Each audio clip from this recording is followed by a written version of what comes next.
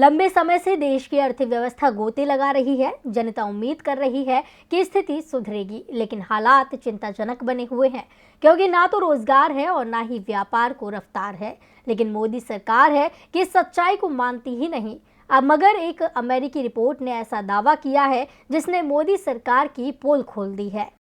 मोदी सरकार ease of doing business का दावा करती है, कहती है कि देश में व्यापार करना बहुत आसान है, लेकिन हकीकत तो कुछ और ही है, जिसे अमेरिकी रिपोर्ट ने बताकर मोदी सरकार की पोल खोली है।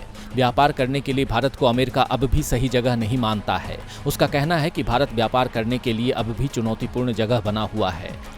उन्होंने अपील की है कि भारत में निवेश का आकर्षक माहौल पैदा करने के लिए निवेश की राह में आ रहे रोड़े और नौकरशाही बाधाओं को तेजी से कम करने की जरूरत है। दरअसल अमेरिकी विदेश मंत्रालय की report 2021 investment climate statements India में कहा गया है कि बढ़े हुए टैरिफ, खरीद नियम में प्रतिस्पर्धी विकल्पों को सीमित करना, बिना तर्कसंगत सैनिटरी और फाइटोसैनिटरी मानक अपनाना जैसे कई मुद्दे हैं जो भारत को व्यापार के लिए कठिन जगह बनाता है।